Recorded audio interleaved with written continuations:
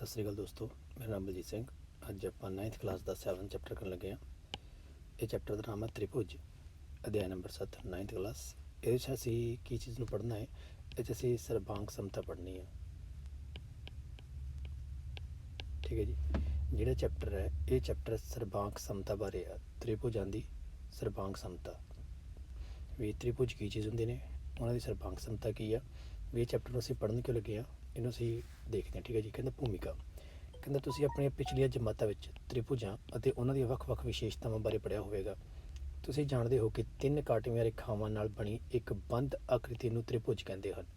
ਜੇ ਕੋਈ ਤੁਹਾਨੂੰ ਤ੍ਰਿਭੁਜ ਦੀ ਹੁਣ ਡੈਫੀਨੇਸ਼ਨ ਪੁੱਛੇ ਤਾਂ ਤੁਸੀਂ ਇਹ ਕਹਿ ਸਕਦੇ ਹੋ ਵੀ 3 ਕਾਟਵੀਆਂ ਰੇਖਾਵਾਂ, ਇੱਕ ਕਾਟਵੀ ਰੇਖਾ ਮਤਲਬ ਕੱਟ ਕੇ ਜਾ ਰਹੀ ਹੈ, ਅਤੇ 3 ਰੇਖਾ ਕੀ ਨੇ ਆਪਸ 'ਚ ਕੀ ਕਰਦੀਆਂ ਪਈਆਂ ਨੇ, ਕੱਟਦੀਆਂ ਪਈਆਂ ਨੇ, ਅਤੇ ਆਕ੍ਰਿਤੀ ਕੀ ਹੋ ਜਾਂਦੀ ਹੈ, ਬੰਦ ਹੋ ਜਾਂਦੀ ਹੈ। ਇਹ ਓਪਨ ਫਿਗਰ ਹੈ, ਇਹਨੂੰ ਅਸੀਂ ਓਪਨ ਫਿਗਰ ਬੋਲਦੇ ਹਾਂ।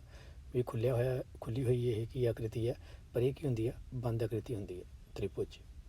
ਠੀਕ ਹੈ। ਇਹਦੇ ਵਿੱਚ 3 ਇਹਦੀਆਂ ਸਾਈਡਾਂ ਨੇ, 3 ਮਤਲਬ ਕਿ ਇਹਨਾਂ ਦੀਆਂ ਭੁਜਾਵਾਂ, 3 ਇਹਦੇ ਵਿੱਚ ਕੀ ਬਣਦੇ ਆ, ਕੋਣ ਬਣਦੇ ਆ, ਅਤੇ 3 ਕੀ ਹੁੰਦੇ ਇਹਦੇ ਵਿੱਚ, ਸਿਖਰ ਹੁੰਦੇ ਆ। ਠੀਕ ਹੈ ਜੀ।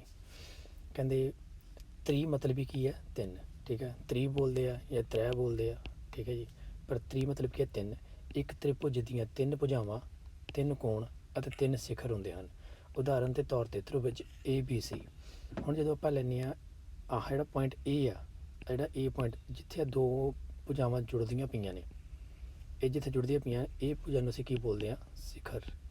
ਮਤਲਬ ਜਿਹੜਾ ਬਿੰਦੂ ਹੈ, ਇਸ ਮਤਲਬ ਸਿਖਰ ਕੀ ਚੀਜ਼ ਹੈ, ਉਹ ਬਿੰਦੂ ਹੈ। ਇਹ ਕੀ ਇੱਕ ਬਿੰਦੂ ਆ ਜਿੱਥੇ ਉਹਦਾ ਨਾਮ ਕੀ ਰੱਖਿਆ ਸੀ, A। ਅਸੀਂ ਉਹਦਾ ਨਾਮ A ਰੱਖਿਆ ਹੈ। ਜਿੱਥੇ ਦੋਨੋਂ ਭੁਜਾਵਾਂ ਕੀ ਕਰਦੀ ਪਏ ਨੇ, ਜੁਆਇਨ ਕਰਦੀ ਪਏ, ਮੀਟ ਕਰਦੀ ਪਏ ਨੇ, ਮਿਲਦੀਆਂ ਪਈਆਂ ਨੇ, ਉਹ ਬਿੰਦੂ ਨੂੰ ਅਸੀਂ ਕੀ ਬੋਲਦੇ ਪਏ, ਸਿਖਰ। ਇੱਦਾਂ ਹੀ ਹੁਣ AB ਅਤੇ BC ਆਪਸ 'ਚ ਕੀ ਕਰਦੀਆਂ ਪਈਆਂ ਨੇ, ਜੁਆਇਨ ਕਰਦੀਆਂ ਪਈਆਂ ਨੇ ਕਿੱਥੇ, ਬਿੰਦੂ B 'ਤੇ। ਤਾਂ ਦੂਜਾ ਸਿਖਰ ਕਿਹੜਾ ਹੈ, ਬਿੰਦੂ B। ਠੀਕ ਹੈ ਜੀ। B ਦੇ ਨਾਲ ਡੋਨੇਟ ਕਰਦਾ। ਇੱਦਾਂ ਹੀ AC ਜਿਹੜੀ ਭੁਜਾ ਹੈ ਅਤੇ BC ਜਿਹੜੀ ਭੁਜਾ ਹੈ ਉਹ C 'ਤੇ ਮਿਲਦੀ ਪਈ ਹੈ, ਇਸ ਕਰਕੇ C ਵੀ ਕੀ ਹੈ, ਤੀਸਰਾ ਸਿਖਰ ਹੈ। ਅਤੇ ਟਰਾਇੰਗਲ ABC ਵਜੋਂ ਸੂਚਿਤ ਕੀਤਾ ਜਾਂਦਾ ਹੈ। ਤਾਂ ਹੁਣ ਇਹਨੂੰ ਲਿਖਾਂਗੇ ਵੀ ਇੱਦਾਂ ਐਂਗਲ ਪਾ ਕੇ, ਟਰਾਇੰਗਲ ਬਣਾ ਕੇ ABC। ਅਤੇ ਜੇ ਤੁਹਾਨੂੰ ਆਹ ਚੀਜ਼ ਮਿਲਦੀ ਤਾਂ ਟਰਾਇੰਗਲ ABC ਹੈ। ਜੇ ਇੱਦਾਂ ਮੂੰਹ ਖੁੱਲ੍ਹਾ ਮਿਲਦਾ ਹੈ, ABC ਲਿਖਿਆ ਹੈ, ਤਾਂ ਇਹਦਾ ਮਤਲਬ ਕੀ ਹੈ, ਐਂਗਲ। ਇਹਦਾ ਮਤਲਬ ਕੀ ਹੈ, ਕੋਣ। ਠੀਕ ਹੈ। ਕੋਣ ABC ਅਤੇ ਕੋਣ ਕਿਹੜਾ, ਵਿਚਕਾਰਲਾ B ਵਾਲਾ। ਠੀਕ ਹੈ। ਸੂਚਿਤ ਕੀਤਾ ਜਾਂਦਾ ਹੈ। ਵੇਖੋ ਆਕ੍ਰਿਤੀ 7.1 AB BC CA 3 ਭੁਜਾਵਾਂ ਹਨ।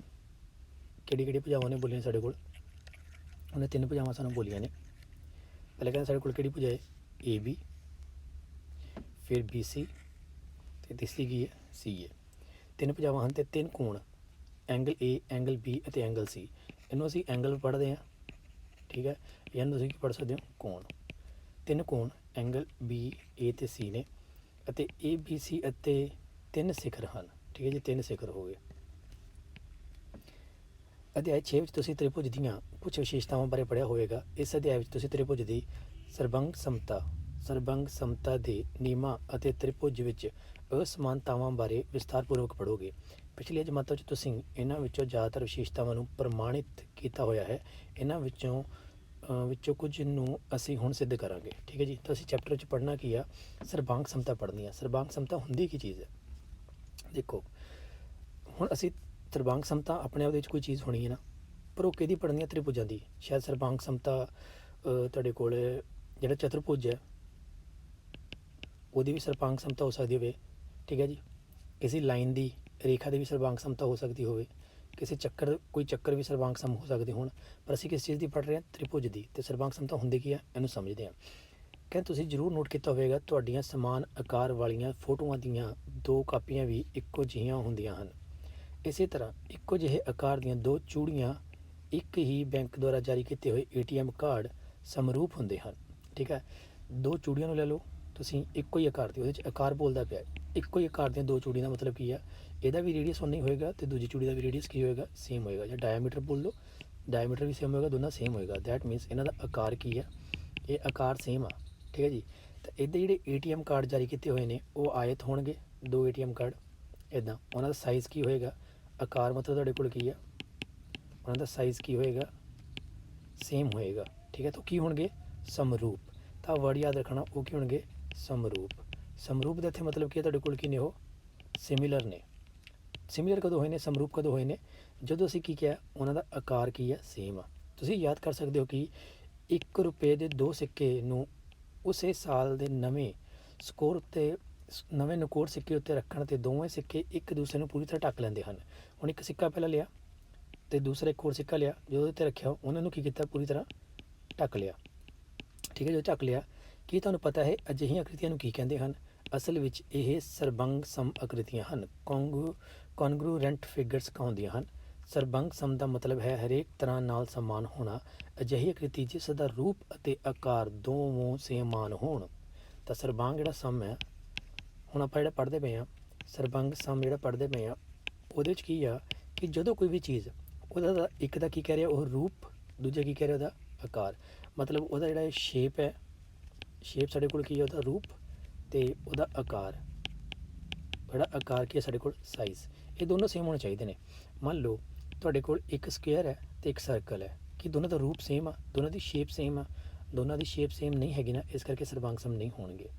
ਪਹਿਲੀ ਗੱਲ, ਦੋਨਾਂ ਦੀ ਕੀ ਸੇਮ ਹੋਣੀ ਚਾਹੀਦੀ ਆ? ਸ਼ੇਪ ਵੀ ਸੇਮ ਅਤੇ ਸਾਈਜ਼ ਵੀ ਸੇਮ, ਰੂਪ ਵੀ ਸੇਮ ਅਤੇ ਆਕਾਰ ਵੀ ਸੇਮ। ਮਤਲਬ ਉਹ ਇੱਕ ਚੀਜ਼ ਦੂਜੀ ਚੀਜ਼ ਉਹਦੇ ਉੱਤੇ ਰੱਖ ਕੇ ਢੱਕ ਲੈਂਦੀ ਹੈ ਉਹਨੂੰ। ਠੀਕ ਹੈ ਜੀ, ਤਾਂ ਤੁਹਾਡੇ ਕੋਲ ਕੀ ਹੋਏਗੀ, ਉਹ ਚੀਜ਼ ਸਰਬਾਂਗ ਸਮ ਹੋਏਗੀ। ਕਿ ਸਰਬਾਂਗ ਸਮ ਸਿਰਫ ਤ੍ਰਿਭੁਜਾਂ ਹੀ ਹੁੰਦੀਆਂ ਨੇ? ਕਿ ਸਰਬਾਂਗ ਸਮ ਸਿਰਫ ਤ੍ਰਿਭੁਜਾਂ ਹੀ ਨੇ? ਨਹੀਂ, ਸਰਬਾਂਗ ਸਮ ਕੁਛ ਵੀ ਹੋ ਸਕਦਾ ਹੈ। ਜੇ ਕੋਈ ਇੱਕ ਲਾਈਨ ਅਤੇ ਦੂਜੀ ਲਾਈਨ ਦੇ ਉੱਤੇ ਰੱਖ ਦਿੱਤੀ ਜਾਵੇ, ਠੀਕ ਹੈ, ਕਿਉਂਕਿ ਇਹਦੀ ਜਿਹੜੀ ਸ਼ੇਪ ਹੈ, ਕਿਉਂਕਿ ਇਹਦੀ ਇੱਕ ਡਿਮੈਂਸ਼ਨ ਦੇ ਵਿੱਚ ਇਹਦੀ ਸ਼ੇਪ ਦੂਜੀ ਸ਼ੇਪ ਦੇ ਬਰਾਬਰ ਹੈ ਅਤੇ ਆਕਾਰ ਵੀ ਸੇਮ ਹੈ, ਤਾਂ ਇਹਦੇ ਸਰਬਾਂਗ ਸਮ ਹੈ। ਇੱਕ ਚੱਕਰ ਲੈ ਲਿਆ ਅਤੇ ਦੂਜਾ ਚੱਕਰ ਲੈ ਲਿਆ, ਦੋਨਾਂ ਦਾ ਡਾਇਆਮੀਟਰ ਸੇਮ ਹੈ, ਕਿਉਂਕਿ ਇਹਦੇ ਉੱਪਰ ਇਹਨੂੰ ਰੱਖਣ 'ਤੇ ਇਹਨਾਂ ਦਾ ਆਕਾਰ ਸੇਮ ਹੈ, ਮਤਲਬ ਸਾਈਜ਼ ਸੇਮ ਹੈ, ਅਤੇ ਇਹਨਾਂ ਦਾ ਰੂਪ ਵੀ ਸੇਮ ਆ, ਮਤਲਬ ਇਹਨਾਂ ਦੀ ਸ਼ੇਪ ਵੀ ਸੇਮ ਆ। ਇਹ ਵੀ ਕੀ ਨੇ, ਸਰਬਾਂਗ ਸਮ ਨੇ। ਇੱਦਾਂ ਤ੍ਰਿਭੁਜਾਂ ਵੀ ਹੋ ਸਕਦੀਆਂ ਨੇ, ਦੋ ਤ੍ਰਿਭੁਜਾਂ ਵੀ ਹੋ ਸਕਦੀਆਂ ਨੇ ਤੁਹਾਡੇ ਕੋਲ। ਜੇ ਇਹਨਾਂ ਦੇ ਤਿੰਨੇ ਸਾਈਡਾਂ ਬਰਾਬਰ ਹੋਣ, ਠੀਕ ਹੈ ਜੀ, ਤਿੰਨੇ ਕੋਣ ਬਰਾਬਰ ਹੋਣ, ਇਹਦੇ ਉੱਤੇ ਰੱਖ ਕੇ ਪ੍ਰੋਪਰਲੀ ਇਹਨੂੰ ਢੱਕ ਲਵੇ, ਇਹ ਮੇਰੇ ਕੋਲ ਕੀ ਹੋ ਜਾਏਗੀ, ਸਰਬਾਂਗ ਸਮ। ਤਾਂ ਤ੍ਰਿਭੁਜਾਂ ਸਰਬਾਂਗ ਸਮ। ਇੱਦਾਂ ਹੀ ਕਹਿੰਦਾ ਇੱਕੋ ਜਿਹੇ ਅਰਧ ਵਿਆਸ ਵਾਲੇ 2 ਚੱਕਰ ਖਿੱਚੋ ਅਤੇ ਇੱਕ ਨੂੰ ਦੂਸਰੇ ਉੱਪਰ ਰੱਖੋ। ਹੁਣ ਇਹਨੇ ਕੀ ਕਿਹਾ ਹੈ, ਇੱਕੋ ਜਿਹੇ ਅਰਧ ਵਿਆਸ ਇੱਕੋ ਹੀ ਰਹਿਣੇ ਚਾਹੀਦੇ ਆ, ਉਹਦੇ 2 ਕੀ ਕਰਨੇ, ਚੱਕਰ ਖਿੱਚੋ ਅਤੇ ਇੱਕ ਦੂਸਰੇ ਉੱਪਰ ਰੱਖੋ। ਤੁਸੀਂ ਕੀ ਦੇਖਦੇ ਹੋ, ਤੁਸੀਂ ਇੱਕ ਦੂਸਰੇ ਨੂੰ ਪੂਰੀ ਤਰ੍ਹਾਂ ਢੱਕ ਲੈਂਦੇ ਹਨ ਅਤੇ ਉਹ ਇੱਕ ਦੂਸਰੇ ਨੂੰ ਪੂਰੀ ਤਰ੍ਹਾਂ ਢੱਕ ਲੈਂਦੇ ਹਨ। ਅਸੀਂ ਉਹਨਾਂ ਨੂੰ ਸਰਬੰਗ ਸਮ ਚੱਕਰ ਆਖਦੇ ਹਾਂ। ਤਾਂ ਜਦੋਂ ਵੀ ਸਰਬੰਗ ਸਮ ਚੱਕਰ ਪੜ੍ਹਦੇ ਹੋ ਤਾਂ ਤੁਹਾਡੇ ਦਿਮਾਗ ਦੇ ਵਿੱਚ 2 ਚੀਜ਼ਾਂ ਆਉਣੀਆਂ ਚਾਹੀਦੀਆਂ ਨੇ। ਇੱਕ ਤਾਂ ਉਹਦਾ ਆਕਾਰ ਕੀ ਆ ਅਤੇ ਉਹਦਾ ਰੂਪ ਕੀ ਹੈ ਨਾ, ਤਾਂ ਉਹਦਾ ਸਾਈਜ਼ ਕੀ ਆ ਅਤੇ ਉਹਦੀ ਸ਼ੇਪ ਕੀ ਹੈ। ਤਾਂ ਇਹੀ ਸਰਬਾਂਗ ਸਮ ਹੈ। ਅਤੇ ਅਸੀਂ ਪੜ੍ਹਨੀ ਕਿਹਦੇ ਲਈ ਹੈ, ਤ੍ਰਿਭੁਜਾਂ ਲਈ ਪੜ੍ਹਨੀ ਆ। ਹੁਣ 2 ਤੁਹਾਡੇ ਕੋਲ ਫਿਗਰ ਗਿਵਨ ਨੇ, ਠੀਕ ਹੈ। ਜੇ ਤੁਹਾਨੂੰ ਹੁਣ ਅਸੀਂ ਇਹ ਚੈਪਟਰ ਦਾ ਨਾਮ ਤੁਹਾਨੂੰ ਕੀ ਦਿੱਤਾ, ਤ੍ਰਿਭੁਜ, ਜਦ ਕਿ ਚੈਪਟਰ ਦਾ ਨਾਮ ਹੋਣਾ ਚਾਹੀਦਾ ਸੀਗਾ ਤ੍ਰਿਭੁਜਾਂ ਦੀ ਸਰਬੰਗ ਸਮਤਾ, ਕਿਉਂਕਿ ਤੁਸੀਂ ਇਹ ਤ੍ਰਿਭੁਜਾਂ ਦੀ ਸਰਬੰਗ ਸਮਤਾ ਹੀ ਪੜ੍ਹਨੀ ਹੈ, ਠੀਕ ਹੈ। ਇਸ ਕਿਰਿਆ ਨੂੰ ਇੱਕ ਹੀ ਮਾਪ ਦੀਆਂ ਭੁਜਾਵਾਂ ਵਾਲੇ, ਮਾਪ ਵੀ ਇੱਕ ਹੋਣਾ ਚਾਹੀਦੀ ਆ, ਭੁਜਾਵਾਂ ਵਾਲੇ 2 ਵਰਗਾਂ ਨੂੰ ਖਿੱਚ ਕੇ ਅਤੇ ਇੱਕ ਵਰਗ ਨੂੰ ਦੂਸਰੇ ਉਸੇ ਮਾਪ ਵਾਲੇ ਵਰਗ ਦੀਆਂ ਭੁਜਾਵਾਂ ਉੱਤੇ ਰੱਖਦੇ ਹੋਏ, ਜਾਂ ਇੱਕੋ ਜਿਹੀਆਂ ਭੁਜਾਵਾਂ ਵਾਲੀਆਂ 2 ਸਮਭੁਜ ਤ੍ਰਿਭੁਜਾਂ ਨੂੰ ਇੱਕ ਦੂਸਰੇ ਉੱਪਰ ਰੱਖਦੇ ਹੋਏ ਇਸ ਪ੍ਰਕਿਰਿਆ ਨੂੰ ਦੁਹਰਾਓ। ਇੱਥੇ ਇੱਕ ਵਰਡ ਆਇਆ ਸਮਭੁਜ ਤ੍ਰਿਭੁਜ। ਸਮਭੁਜ ਦਾ ਮਤਲਬ ਕੀ ਹੈ? ਸਮ ਮਤਲਬ ਹੈ ਸਮਾਨ, ਅਤੇ ਭੁਜ ਮਤਲਬ ਦਾ ਕੀ ਆ, ਭੁਜਾ। ਸਮਾਨ ਮਤਲਬ ਸੇਮ ਅਤੇ ਭੁਜਾ ਮਤਲਬ ਸਾਈਡ। ਜਿਨ੍ਹਾਂ ਦੀ ਸਾਈਡਾਂ ਸੇਮ ਨੇ, ਮਤਲਬ ਸਮਾਨ ਭੁਜਾ ਵਾਲੇ ਕੀ ਹੋਣਗੇ, ਸਮਭੁਜ, ਠੀਕ ਹੈ ਜੀ। ਅਤੇ ਤ੍ਰਿਭੁਜ ਉਹ ਇੱਕ ਤਾਂ ਸਮਭੁਜ ਤ੍ਰਿਭੁਜ ਕੀ ਨੇ, ਇਹ ਤ੍ਰਿਭੁਜ ਨੇ, ਯੈਸ ਇਹ ਸਮਭੁਜ ਨੇ, ਹਾਂਜੀ। ਜੇ ਇਹਨਾਂ ਦੀਆਂ ਸਾਈਡਾਂ ਕੀ ਹੋ ਜਾਣਗੀਆਂ, ਸਮਾਨ ਹੋ ਜਾਣਗੀਆਂ। ਮੰਨ ਲਓ AB ਅਤੇ B, ਮੰਨ ਲਓ ਇਹ ਤੁਹਾਨੂੰ ਮੈਂ ਦੱਸਦਾ ਵੀ ABC ਅਤੇ PQR ਹੈ ਨਾ। ਜੇ AB ਸਾਈਜ਼ PQ ਦੇ ਹੋ ਜਾਵੇ, BC QR ਦੇ ਹੋ ਜਾਵੇ ਅਤੇ AC PR ਦੇ ਹੋ ਜਾਵੇ, ਤਾਂ ਤ੍ਰਿਭੁਜਾਂ ਦੀਆਂ ਭੁਜਾਵਾਂ ਵੀ ਕੀ ਹੋ ਜਾਣਗੀਆਂ, ਸਮਾਨ। ਅਤੇ ਸਮਾਨ ਭੁਜਾਵਾਂ ਵਾਲਾ ਸਮਭੁਜ ਤ੍ਰਿਭੁਜ, ਠੀਕ ਹੈ ਜੀ। ਤੁਸੀਂ ਵੇਖੋਗੇ ਕਿ ਦੋਵੇਂ ਵਰਗ ਇੱਕ ਦੂਸਰੇ ਦੇ ਸਰਬੰਗ ਸਮ ਹਨ ਅਤੇ ਇਸੇ ਤਰ੍ਹਾਂ ਸਮਭੁਜ ਤ੍ਰਿਭੁਜਾਂ ਵੀ ਸਰਬੰਗ ਸਮ ਹਨ। ਕਿਉਂ ਸਰਬੰਗ ਸਮ, ਹੁਣ ਤੁਹਾਨੂੰ ਸਮਝ ਆ ਗਿਆ। ਸ਼ੇਪ ਵੀ ਕੀ ਰਹਿਣੀ ਚਾਹੀਦੀ ਆ, ਸੇਮ, ਅਤੇ ਸਾਈਜ਼ ਵੀ ਕੀ ਰਹਿਣਾ ਚਾਹੀਦਾ, ਸੇਮ। ਤਾਂ ਗੱਲ ਇਹਦੇ ਜਿਹੜੀ ਨੋਟ ਕਰਨ ਵਾਲੀ ਹੈ ਨਾ, ਜਦੋਂ ਤੁਹਾਨੂੰ ਸਰਬੰਗ ਸਮ ਕੋਈ ਪੁੱਛਦਾ ਹੈ, ਠੀਕ ਹੈ, ਤਾਂ ਸਰਬੰਗ ਸਮ ਦਾ ਮਤਲਬ ਹੀ ਇਹੀ ਆ, ਕੋਈ 2 ਚੀਜ਼ਾਂ ਨੂੰ ਕੀ ਕੀਤਾ ਜਾ ਰਿਹਾ, ਕੰਪੇਅਰ ਕੀਤਾ ਜਾ ਰਿਹਾ, ਠੀਕ ਹੈ। ਅਸੀਂ 2 ਚੀਜ਼ਾਂ ਨੂੰ ਕੀ ਕਰਦੇ ਪਏ ਹਾਂ, ਕੰਪੇਅਰ ਕਰਦੇ ਪਏ ਹਾਂ। ਹੁਣ ਕੰਪੇਅਰ ਕਿਸ ਕਰਦੇ ਪਏ ਹਾਂ, ਕਿਸ ਆਧਾਰ ਕੀ ਹੈ ਸਾਡੇ ਕੋਲ, ਉਹਦਾ ਕੰਪੇਅਰ ਕਰਨ ਦਾ ਆਧਾਰ ਕੀ ਆ, ਆਕਾਰ ਅਤੇ ਰੂਪ। ਆਕਾਰ ਦੇਖਣਾ ਅਤੇ ਰੂਪ ਦੇਖਣਾ ਹੈ। ਜੇ ਦੋਨੋਂ ਸੇਮ ਨੇ ਅਤੇ ਉਹ ਦੋਨੋਂ ਫਿਰ ਕੀ ਹੋ ਜਾਣਗੇ, ਸਰਬੰਗ ਸਮ ਹੋ ਜਾਣਗੇ। ਕਲੀਅਰ ਚੀਜ਼ ਇਹ। ਉਹਦੇ 'ਚ ਦੇਖਾਂਗੇ ਫਿਰ ਅਸੀਂ ਪੜ੍ਹਨਾ ਤ੍ਰਿਭੁਜਾਂ ਦਾ, ਕਿਸ ਤਰੀਕੇ ਨਾਲ ਐਂਗਲ ਕਿੱਦਾਂ ਦੇਖਣੇ ਆ, ਐਂਗਲ ਸਾਈਡ ਐਂਗਲ ਕਿੱਦਾਂ ਦੇਖਣੇ ਆ, ਉਹ ਤੁਹਾਨੂੰ ਮੈਂ ਡਿਟੇਲ 'ਚ ਅੱਗੇ ਸਾਰਾ ਸਮਝਾਉਣਾ। ਕਹਿੰਦੇ ਤੁਸੀਂ ਸੋਚ ਸਕਦੇ ਹੋ ਕਿ ਅਸੀਂ ਸਰਬੰਗ ਸਮ ਕਿਉਂ ਪੜ੍ਹ ਰਹੇ ਹਾਂ, ਕਿਉਂ ਪੜ੍ਹਦੇ ਪਏ ਹਾਂ ਭਾਈ। ਕਦੇ ਤੁਸੀਂ ਜੇ ਜਿਵੇਂ ਮੈਂ ਹੁਣ ਲੁਧਿਆਣੇ 'ਚ ਰਹਿੰਦਾ, ਤੁਸੀਂ ਕਿਤੇ ਸਤਲੁਜ ਪੁਲ ਦੇ ਉੱਤੇ ਗਏ ਹੋ ਤਾਂ ਤੁਸੀਂ ਸਤਲੁਜ ਜਦੋਂ ਪੁਲ ਦੇ ਉੱਤੇ ਜਾਏਂਗੇ ਨਾ ਤਾਂ ਤੁਹਾਨੂੰ ਇੱਕ ਚੀਜ਼ ਦੇਖਣ ਨੂੰ ਮਿਲੇਗੀ, ਪੁਲ ਇੱਦਾਂ ਸਟਾਰਟ ਹੁੰਦਾ ਉੱਥੇ ਅਤੇ ਇੱਥੇ ਜਾ ਕੇ ਖਤਮ ਹੁੰਦਾ ਹੈ, ਤਾਂ ਉਹਦਾ ਦੂਜਾ ਪਾਸਾ ਵੀ ਇੱਦਾਂ ਸਟਾਰਟ ਹੁੰਦਾ, ਉਹਦੇ ਵਿੱਚ ਇੱਦਾਂ ਤ੍ਰਿਭੁਜਾਂ ਬਣੀਆਂ ਹੋਈਆਂ ਨੇ, ਠੀਕ ਹੈ, ਆਸੇ ਪਾਸੇ। ਜਾਂ ਰੇਲਵੇ ਟ੍ਰੇਨ 'ਚ ਤੁਸੀਂ ਬੈਠ ਕੇ ਕਦੇ ਜਾਓ ਤਾਂ ਜੇ ਤੁਸੀਂ ਦੇਖੇਂਗੇ ਹੋ ਤਾਂ ਉਹਨਾਂ ਦੇ ਦੋਨੇ ਆਸੇ ਪਾਸੇ ਕੀ ਨੇ, ਇਸ ਤਰੀਕੇ ਨਾਲ ਬਣੇ ਹੋਣਗੇ। ਤਾਂ ਉਹਦੇ ਵਿੱਚ ਤੁਸੀਂ ਕੀ ਦੇਖੇਂਗੇ ਹੋ, ਜਿਹੜੀ ਆਹ ਵਾਲੀ ਤ੍ਰਿਭੁਜ ਹੈ ਜਦੋਂ ਪੁਲ ਵੀ ਬਣਾਇਆ ਤਾਂ ਉਹ ਆਹ ਤ੍ਰਿਭੁਜ ਦੇ ਬਰਾਬਰ ਹੈ। ਆਹ ਸਾਰੇ ਤ੍ਰਿਭੁਜ ਆਪਸ ਦੇ ਵਿੱਚ ਕੀ ਹੋਣਗੀਆਂ, ਸਰਬੰਗ ਸਮ ਹੋਣਗੀਆਂ, ਮਤਲਬ ਇਹਨਾਂ ਦੀ ਸ਼ੇਪ ਵੀ ਸੇਮ ਹੋਏਗੀ ਅਤੇ ਇਹਨਾਂ ਦਾ ਸਾਈਜ਼ ਵੀ ਸੇਮ ਹੋਏਗਾ, ਇਹਨਾਂ ਦਾ ਆਕਾਰ ਵੀ ਸੇਮ ਹੋਏਗਾ ਅਤੇ ਇਹਨਾਂ ਦਾ ਰੂਪ ਵੀ ਸੇਮ ਹੋਏਗਾ। ਕਲੀਅਰ ਚੀਜ਼। ਅਤੇ ਇਹਦਾ ਫਾਇਦਾ ਕੀ ਹੈ, ਇਹਦਾ ਫਾਇਦਾ ਇਹ ਹੈ ਕਿ ਇਹ ਚੀਜ਼ ਕੀ ਬਣਦੀ ਹੈ, ਸਟੇਬਲ ਬਣਦੀ ਹੈ, ਸਟੇਬਿਲਿਟੀ ਆਉਂਦੀ ਹੈ, ਮਤਲਬ ਉਹਦੇ ਵਿੱਚ ਕੀ ਆਉਂਦੀ ਆ, ਮਜ਼ਬੂਤੀ ਆਉਂਦੀ ਹੈ। ਜਦੋਂ ਅਸੀਂ ਚੀਜ਼ ਨੂੰ ਸਰਬੰਗ ਸਮ ਬਣਾਉਂਦੇ ਹਾਂ ਨਾ ਤਾਂ ਉਹਦੀ ਸ਼ੇਪ ਦੇ ਵਿੱਚ ਕੀ ਆਉਂਦੀ ਹੈ, ਮਜ਼ਬੂਤੀ ਵੀ ਆਉਂਦੀ ਹੈ। ਜਦੋਂ ਜਿਹੜੇ ਸਿਵਲ ਇੰਜੀਨੀਅਰਿੰਗ ਕਰਦੇ ਨੇ, ਠੀਕ ਹੈ ਜਾਂ ਤੁਸੀਂ ਆਪਣਾ ਕੋਈ ਬੈੱਡ ਦੇਖ ਲਓ, ਸੋਫਾ ਦੇਖ ਲਓ, ਕੋਈ ਵੀ ਚੀਜ਼ ਦੇਖ ਲਓ, ਨੇਚਰ 'ਚ ਕੋਈ ਵੀ ਚੀਜ਼ ਦੇਖ ਲਓ, ਉਹਦੇ ਵਿੱਚ ਤੁਹਾਡੇ ਕੋਲ ਕੀ ਹੋਏਗੀ, ਸਰਬੰਗ ਸਮਤਾ ਤੁਹਾਨੂੰ ਮਿਲੇਗੀ ਉਹਦੇ ਵਿੱਚ, ਠੀਕ ਹੈ ਜੀ। ਕਹਿੰਦਾ ਤੁਸੀਂ ਸੋਚ ਸਕਦੇ ਹੋ ਕਿ ਸਰਬੰਗ ਸਮ ਕਿਉਂ ਪੜ੍ਹ ਰਹੇ ਹਾਂ। ਤੁਸੀਂ ਸਾਰਿਆਂ ਨੇ ਆਪਣੇ ਫ੍ਰਿਜ ਵਿੱਚ ਬਰਫ਼ ਵਾਲੀ ਟਰੇ ਦੇਖੀ ਹੋਵੇਗੀ। ਨੋਟ ਕਰੋ ਕਿ ਬਰਫ਼ ਬਣਾਉਣ ਵਾਲੇ ਸਾਂਚੇ ਦੇ ਖਾਨੇ ਸਰਬੰਗ ਸਮ ਹਨ। ਜਿਹੜੀ ਬਰਫ਼ ਵਾਲੀ ਟਰੇ ਆ ਤੁਹਾਡੇ ਕੋਲ ਇੱਦਾਂ ਨਾ, ਉਹਦੇ ਜਿਹੜੇ ਸਾਰੇ ਖਾਨੇ ਨੇ ਉਹ ਸਾਰਿਆਂ ਦਾ ਆਕਾਰ ਅਤੇ ਉਹਨਾਂ ਦੀ ਡੂੰਘਾਈ ਵੀ ਅੰਦਰੋਂ ਹੈ ਨਾ, ਸਾਰਿਆਂ ਦੀ ਕੀ ਹੋਏਗੀ, ਇੱਦਾਂ ਸੇਮ ਹੋਏਗੀ। ਅਤੇ ਜਿਹੜੇ ਖਾਨੇ ਨੇ ਇਹ ਕੀ ਨੇ, ਸਰਬੰਗ ਸਮ ਨੇ। ਟਰੇ ਦੇ ਖਾਨੇ ਬਣਾਉਣ ਲਈ ਵਰਤੇ ਗਏ ਸਾਂਚੇ ਦੀ ਡੂੰਘਾਈ ਸਰਬੰਗ ਸਮ ਹੈ। ਜਿਹੜਾ ਸਾਂਚਾ ਸੀ ਜਿਹਦੇ ਨਾਲ ਤਿਆਰ ਕੀਤੀ ਗਈ ਹੈ ਉਹ ਕਿਉਂਕਿ ਸਰਬੰਗ ਸਮ। ਸਾਰੇ ਆਇਤਕਾਰ ਜਾਂ ਸਾਰੇ ਚੱਕਰਾਕਾਰ ਜਾਂ ਸਾਰੇ ਤ੍ਰਿਕੋਣਕਾਰ ਹੋ ਸਕਦੇ ਹਨ।